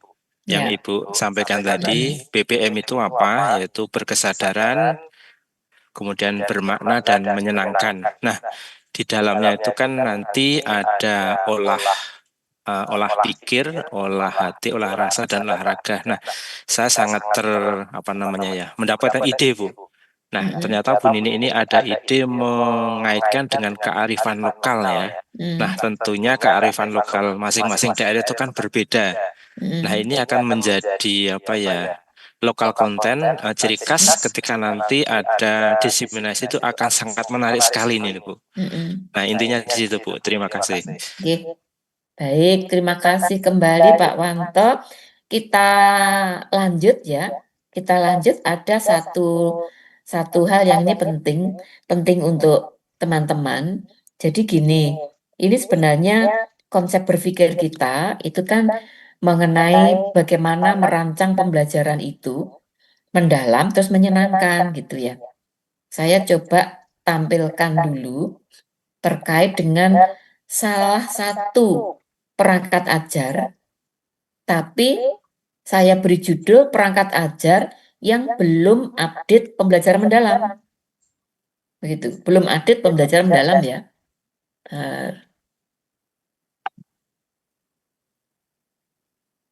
Belum update pembelajaran mendalam, terus nanti setelah update pembelajaran mendalam jadinya seperti apa. Jadi saya kepingin memberikan semacam model ya, model berpikir kepada teman-teman untuk pembelajaran mendalam yang memiliki prinsip BBM tadi, jadi berkesadaran, bermakna, menggembirakan, itu bisa saja tidak harus membuat dari baru, tetapi Ibu Bapak bisa menyempurnakan dari apa yang sudah dimiliki. Nah, ini saya contohkan dulu RPP sebelum PM diupdate gitu ya. Yang saya sampaikan ini PM yang terupdate sudah. Ini PM itu pembelajaran mendalam ya. Jadi awalnya itu seperti ini. Pada umumnya ya RPP modul ajar gitu ya. Itu kan punya tujuan pembelajaran. Nah, lihat di sini. Menjelaskan komponen atmosfer dan peranannya dalam kehidupan sehari-hari. Nah, boleh dikomentari di chat ya. Jika ada tujuan pembelajaran seperti ini, terus menganalisis fenomena, mengembangkan solusi, menggunakan teknologi, menyajikan hasil penelitian, ini kira-kira menggunakan taksonominya milik siapa? Apa taksonomi Bloom Anderson, apa Wijin, apa Marsano, apa Solo? Hanya dituliskan di chat saja. Yang mana kira-kira? Condongnya yang mana?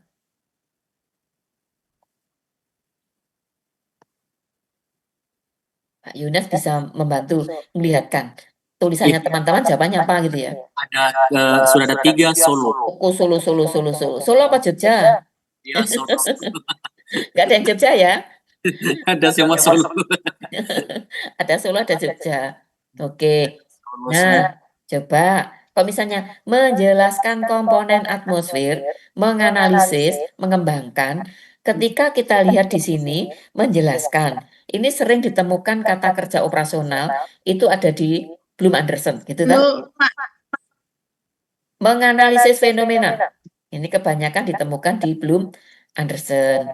Nah, di sini kok mengembangkan solusi, menggunakan teknologi. Nah, ini baru dikaitkan dengan taksonomi Solo. Jadi ini sengaja dibuat dua begini biar mengerti bedanya, gitu ya.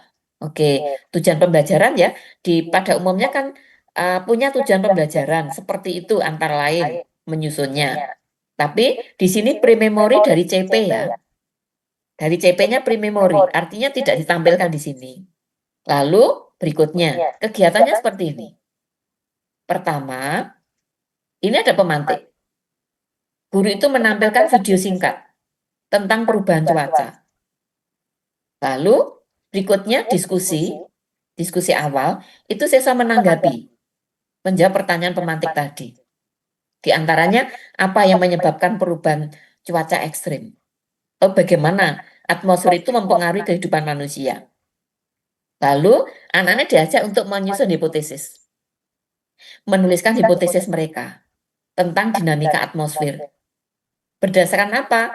Berdasarkan pengalaman yang diamati di lingkungan dan pengamatan awal dari video tadi. Lalu dilanjut. Ini berikutnya melakukan percobaan sederhana, yaitu simulasi pembentukan awan. Itu menggunakan botol plastik, ada air panas, es batu, ini merancang panduan sendiri. Lalu mengumpulkan data suhu, tekanan udara, kelembapan, itu menggunakan alat sederhana. Atau ada juga kelompok yang menggunakan aplikasi cuaca, seperti AccuWeather.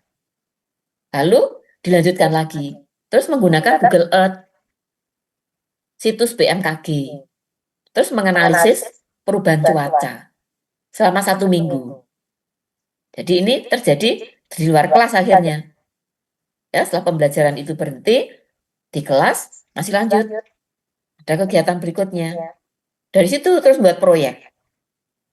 Ini mendesain alat pemantau cuaca sederhana. Seperti anemometer atau barometer. Itu buatan dari bahan daur ulang. Lalu berikutnya membuat infografis.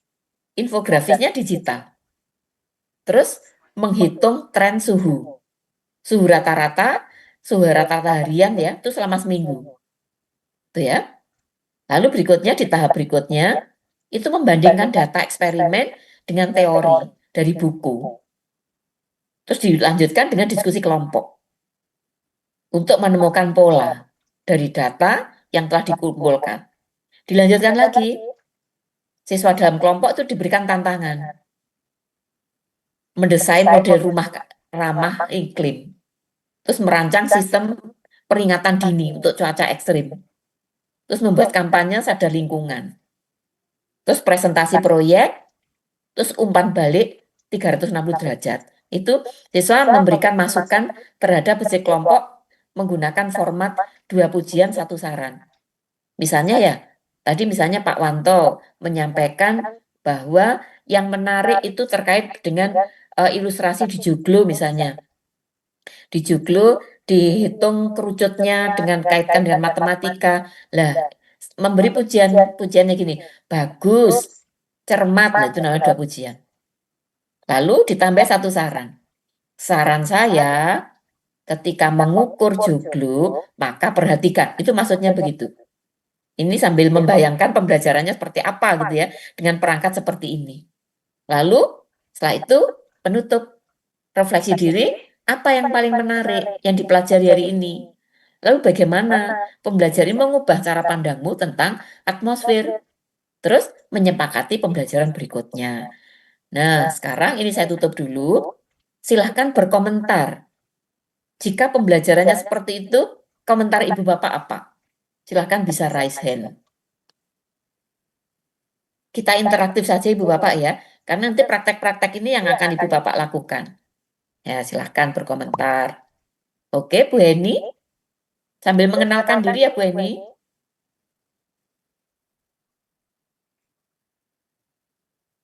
Oh, Bu Heni hilang Bu Heni. Bu Heninya hilang nih. Pas Mungkin tadi salah. Pas ngaco pas hilang. Kena cuaca tadi ya.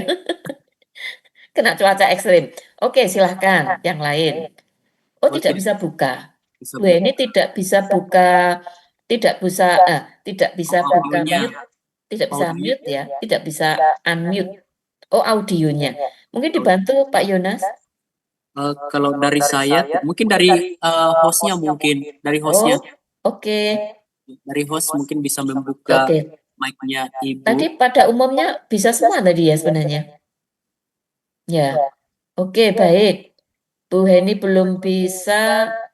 Ada yang bisa menggantikan posisi Bu Heni ini. Bu Heni udah berpendapat. Silakan pendapatnya gimana? Dari perangkat ajar. Oke, silahkan. Dari S58. 58. Oke, 58. Saya udah bisa masuk Bu suaranya Bu. Oh, Bu Dewi udah bisa masuk. Oke. Bu Heni masuk, silakan. Ya, saya Bu Heni dari Nurul Fikri SMA Bu Nini. Terima kasih untuk inspirasinya. Yang pertama kali terpikirkan sih tadi ketika melihat RPP-nya, salah satunya nih yang challenge buat saya pribadi adalah memikirkan rubriknya, rubrik penilaiannya, kemudian ya cara kita mendampingi, karena kan kita sebagai fasilitator ya, gitu. Dengan kondisi, alhamdulillah tuh tadi proyeknya tuh banyak banget pilihan-pilihannya, gitu. Sehingga memang ketika nanti guru memberikan feedback ataupun pembimbingan, kita bisa memberikan feedback tersebut ya minimal tadi dengan sadar kita udah punya rubrik dan lain sebagainya. Seperti itu Bu Nini. Oke, terima kasih komentarnya. Siapa Pak Yonas berikutnya? Dari SMA 58 Jakarta. 58 Jakarta ya. Iya. Silakan.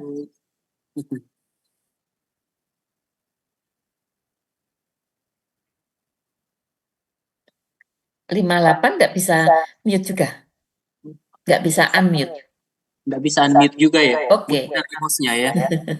Ya. Kalau Ibu Surofika, dicoba. Siapa tahu bisa? Oh, bisa kayaknya. Dari Ibu. Oh, bisa, ya. Apa kabar Bu? Senang sekali saya ketemunya Bu Nini ini. Ibu di mana? Saya lupa dari mana. Bandung Bu, Jawa Tengah. Oh, nggih, Bandung. Ya. Oke. Penggemar Bu Nini ini saya. Ya. Bu Nini, saya mau ini ya, tadi berkaitan dengan RTP. Kebetulan geografi, saya juga ngajar geografi gitu ya Bu. Saya tertarik tadi RPP-nya itu dari mindful, meaningful itu sudah gitu ya, sudah nyambung itu.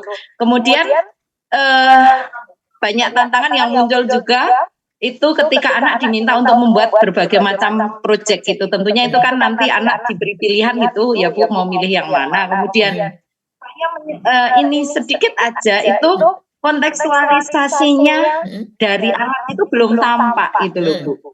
Jadi baru hanya sebatas mempresent itu endingnya dari pembelajaran berbasis proyeknya itu tampak semua sudah runut gitu ya, sampai anak melakukan riset dan yang lainnya, sampai di akhir itu mempresentasikan hasilnya di hadapan teman-temannya. Cuma kontekstualisasi yang dibuat untuk apa itu yang belum tampak, hanya itu sih Bu. Oke. Iya. Oke, terima kasih. Nanti berikutnya satu lagi ya, Pak Cecep ya, silakan Pak Cecep. Terima kasih Bunda Ninik ya, Iya. sudah memberi waktunya. Komentarnya bagus ya Bu, apalagi kalau diterapkan ya. Sebetulnya saya dari guru madrasah gitu Bu, tertarik sekali dengan contoh dari RPP yang Ibu tampilkan ya. Barangkali mungkin ada untuk mapel sejarah mungkin Ibu. Jadi saya belum buatkan. Iya, iya. Iya, iya. Ya gitu aja ya Bu. Baik, terima kasih. Tunggu dulu ya. Walaupun nanti ada yang tidak bisa dipenuhi gitu ya. Tidak bisa dipenuhi, tapi setidaknya memberikan pengalaman cara-cara merancang pembelajaran ya. Jadi tadi sebentar, yang endingnya kemana gitu ya, itu sebenarnya juga yang bingung dengan perangkat instrumen ya. Di sini sebenarnya sudah dirancangkan juga. Jadi medianya apa, asesmennya apa, kemudian apa-apa yang akan dilakukan. Tadi kan belum tahu endingnya. Nah, ketika presentasi proyek, langkah-langkahnya seperti apa, gitu ya. Kemudian rubrik-rubriknya seperti apa, ini semuanya sudah disiapkan. Sebenarnya yang ingin saya gali begini, jika pembelajaran itu tidak dibuat seperti itu, kan juga tidak apa-apa, ya enggak? Ya kan Ibu Bapak? Iya kan? Nah, tapi kenapa dibuat begitu? Tujuannya adalah supaya apa yang menjadi pengalaman belajar anak itu makin mendalam gitu. Karena kita berpikirnya adalah pembelajaran mendalam. Jadi, kalau misalnya saya ilustrasikan begini, saya punya ubi kayu, ketela pohon. Dimakan ketela pohon saja kan bisa sudah. Tapi kenapa ketela pohon itu ada yang dibuat getuk, sudah bisa dimakan. Ketela pohon, berikutnya direbus, habis direbus dibuat getuk. Ada lagi, setelah direbus dibuat getuk, masih dibuat keripik lagi. Makin mendalam, makin mendalam, makin mendalam, maka disitulah sebenarnya muncul kreativitas. Gitu ya. Jadi kenapa itu tadi perangkat seperti itu, supaya pengalaman belajar anak semakin lengkap. Gitu ya. Maka di pembelajaran mendalam itu endingnya dimensi profil diantaranya ada kreativitas, penalaran kritis, kreatif, itu supaya bisa muncul. Kalau tadi dipuji perangkat ajar, saya backgroundnya biologi Bu Bapak, tapi itu saya buatan sendiri, buatan saya maksudnya. Jadi artinya saya bisa jadi guru biologi itu bisa, geografi juga bisa. Nah, dari yang saya tampilkan itu adalah RPP sebelum update PM, pembelajaran mendalam. Lalu bagaimana setelah update PM? Nah, ini masih panjang nggak? Oh ya Pak Yunas, saya diberi waktu sampai jam berapa ya? Saya lupa nanti. Sampai malam. Halo Pak Yunas, saya sampai jam berapa? Jalan aja ya. Oke. Sebenarnya sampai jam 14.45 waktu Oh Indonesia. ya, oke. 45 ya? Oke. Iya. Baik. Ini biar sampai tuntas dulu. Oke, siap-siap. Oke. Karena ini penting ini karena sekali dalam 340 terlampaui. Ibu Bapak nanti juga bisa lomba, bisa juga nyiapkan tahun ajaran baru. Itu ya. Itu tadi contoh yang belum update kan gitu ya. Nah, sekarang yang update RPP tadi, masih ingat RPP model tadi ya? Itu dirumahkan ke sini. Ketika RPP itu ke pembelajaran mendalam. dirumahkan ke sini. Jadi identifikasi itu nanti teman-teman boleh memberi komentar dari rancangan RPP itu tadi, bisa dibayangkan ya, yang akan bertumbuh itu dimensi profil nomor berapa saja. Silahkan teman-teman boleh menyampaikan. Boleh ditulis di chat juga boleh. Dimensi nomor berapa saja. Pak Yunas yang membacakan. Nomor 1, 2, 3, sampai 8. Yang mana saja? Oke, mari Bapak Ibu ditulis. Ada yang nomor 7 dari Ibu Resi. 7. Nomor 8. 8. Oke, Terus? ada 3, 4, 5, 7, 8. 3, 4, 5. Oke. Ada 5, 7, 8. Ada nomor 1 sampai 8 kecuali 6. Kecuali 6. Oke, baik. Ada yang 3 dan 7. Baik. Ada 1 sampai 8. Oke. Ada 1 dan 3. Ada Cukup Pak Yuna, terima kasih. Jadi nanti di dalam rancang pembelajaran seperti ini ya, Ibu Bapak nyentrang nanti mana yang ditumbuh kembangkan lewat rancangan pembelajaran itu gitu. Tapi bukan berarti harus semuanya begitu. Kita kalau itu memang ditumbuhkan semuanya ya bersyukur, kalau tidak juga nggak apa-apa. Ya setidaknya di dalam pembelajaran itu berpikir mengenai karakter ini, gitu ya. Lalu desain pembelajaran. Tadi yang TP tadi ya, nanti dituliskan di sini. Ini merupakan desain pembelajaran. Lalu praktek pedagogi, itu tadi pembelajarannya itu berbasis proyek tadi. Gitu ya. Lalu kemitraannya, tuliskan kemitraannya dengan siapa tadi? BMKG, bla bla bla tadi. Lalu lingkungan belajarnya, lingkungan budaya belajar, itu adalah kolaborasi. Untuk kolaborasi antar siswa dengan orang tua, siswa dengan siapa, gitu ya. Lalu ruang fisiknya, laboratorium tadi.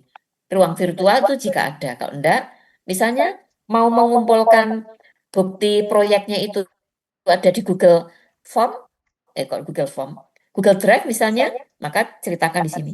Pemanfaatan digitalnya apa?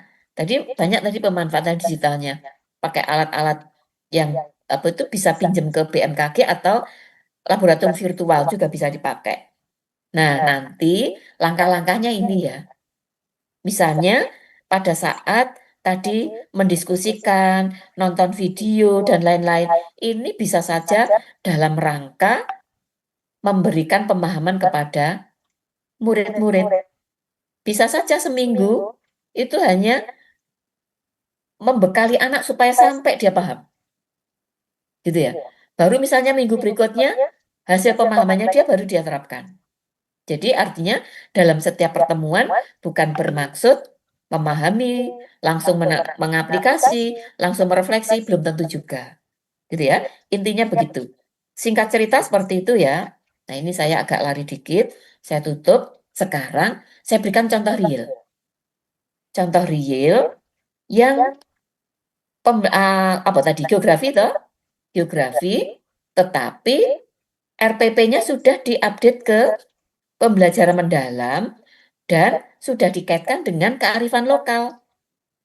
Nah, jadi diingat-ingat kuncinya dari webinar kita ini kearifan lokal. Gitu ya. Jadi ini kearifan lokal, ya.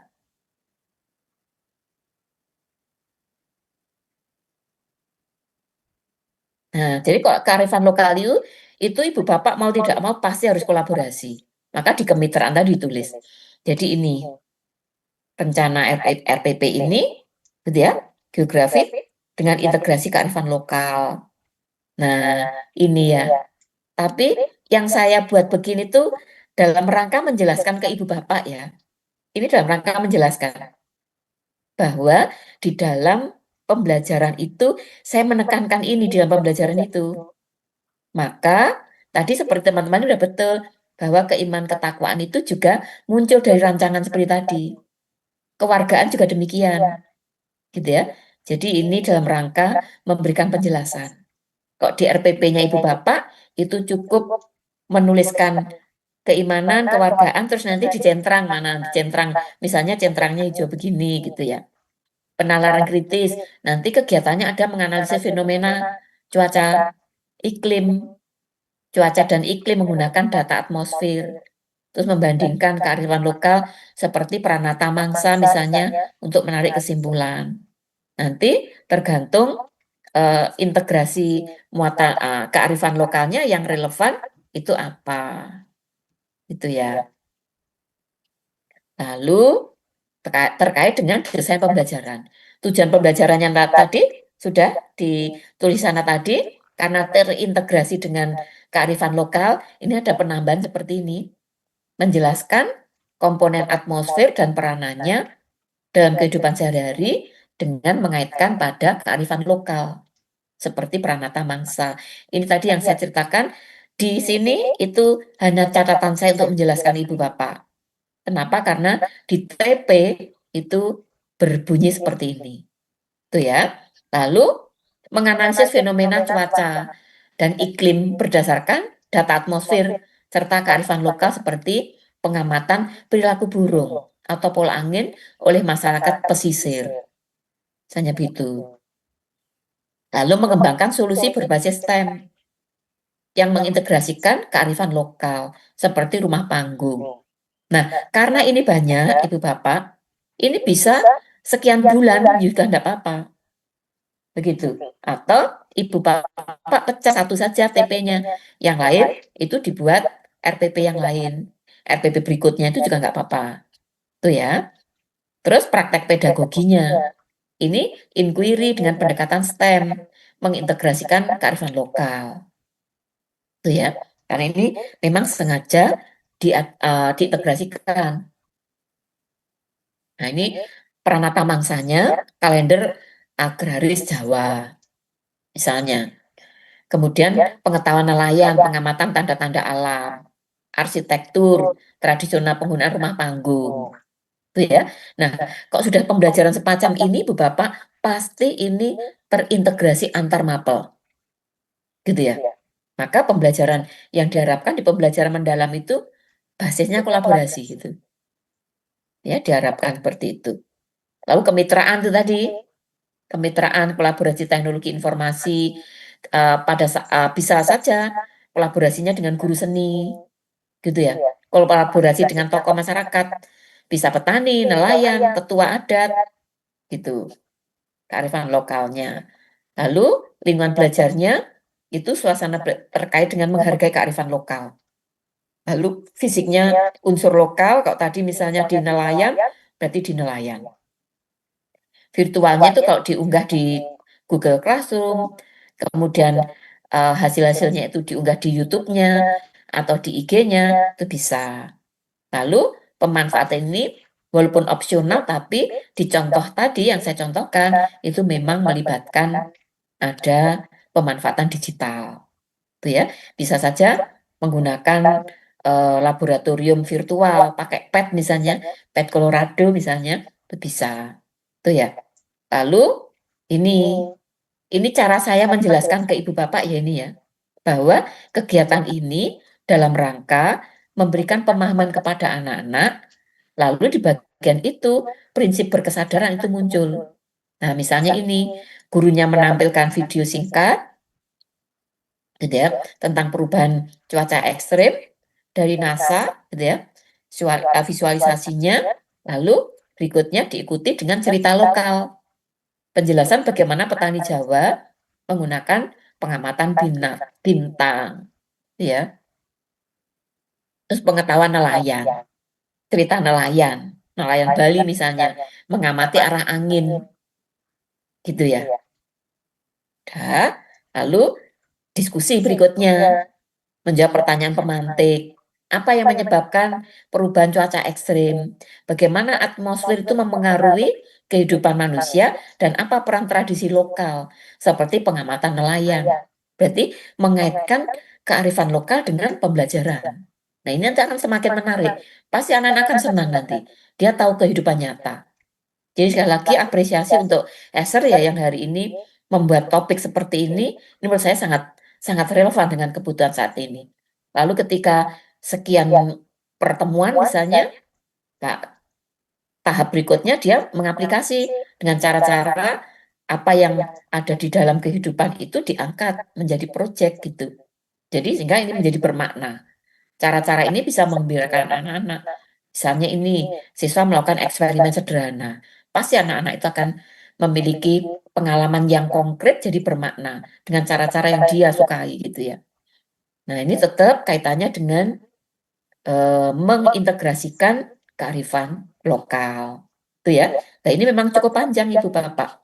Maka gunakan cara-cara seperti ini itu untuk berkolaborasi dengan lintas mapel itu akan lebih baik lagi.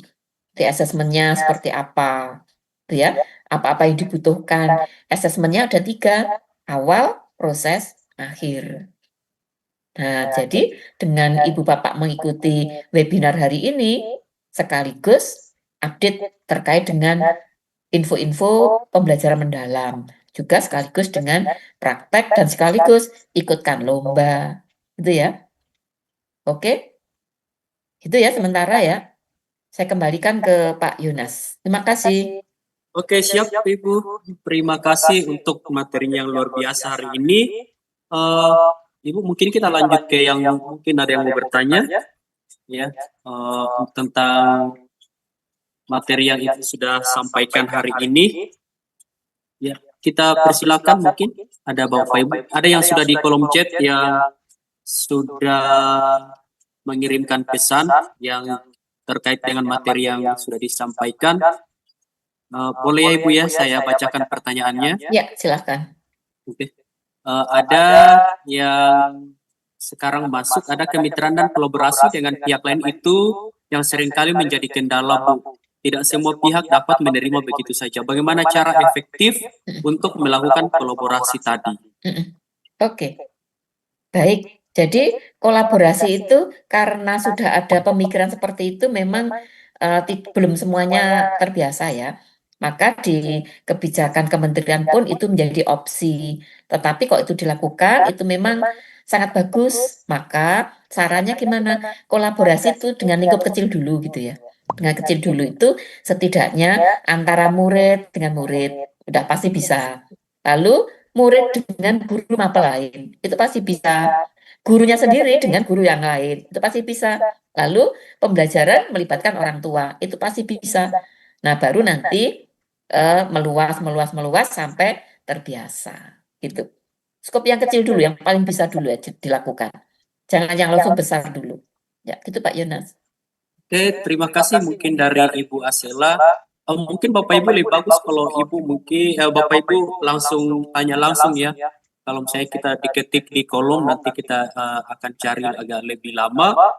Dan ya sebelum kita ke yang raise hand, ada satu pertanyaan Ibu di Q&A. Selamat siang Ibu, saya mau bertanya bagaimana cara menimbulkan kesadaran para peserta didik agar fokus untuk belajar. Terima kasih. Oke, baik. Guru itu mempengaruhi ya. Jadi guru itu sangat mempengaruhi. Contohnya gini, kalau guru itu disiplin, rajin, tidak terlambat masuk kelas, pasti muridnya ikut. Nggak berani untuk terlambat. Termasuk bagaimana anak itu bisa didorong untuk berkesadaran. Caranya gimana? Caranya guru pandai memantik, memotivasi dengan bisa dengan kata-kata, bisa dengan pertanyaan sederhana, yang itu pas untuk dirinya. Gitu ya. Misalnya saya ambil geografi tadi ya.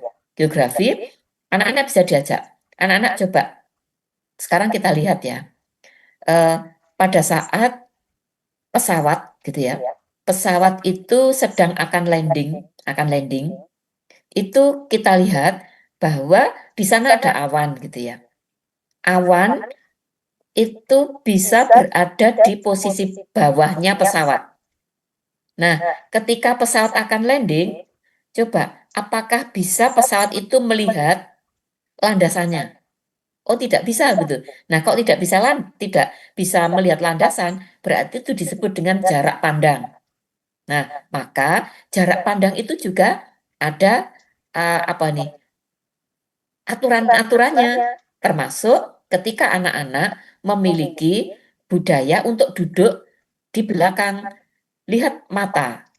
Apakah kepekaan mata dari masing-masing kalian itu punya jarak pandang yang tepat. Yuk coba sekarang maju ke depan. Nah, misalnya begitu, diajak dengan cara-cara yang sederhana yang bisa pas pada dirinya. Itu saya yakin lama-lama bisa. Begitu. Gitu Pak Yunus. Oke, terima kasih. Diingatkan bagi Bapak Ibu untuk ada link yang di-share di kolom chat. Mungkin Bapak Ibu bisa melihat dan mengisi ya, link tersebut dan bisa membaca petunjuk-petunjuk bagaimana cara mendapatkan sertifikatnya dari pihak Acer-nya. Oke, Bapak Ibu ada yang raise hand, dipersilakan kepada Ibu Isrowika SMA Negeri 2 Temanggung. Silakan dilanjutkan nanti dengan Ibu Nur Laili ya. Oke. Silakan Ibu Isrowika dari SMA Negeri 2 Temanggung. Silakan open mic dan silakan apa yang mau ditanyakan langsung kepada Ibu. Dipersilakan Ibu. Terima kasih Mas Yunus.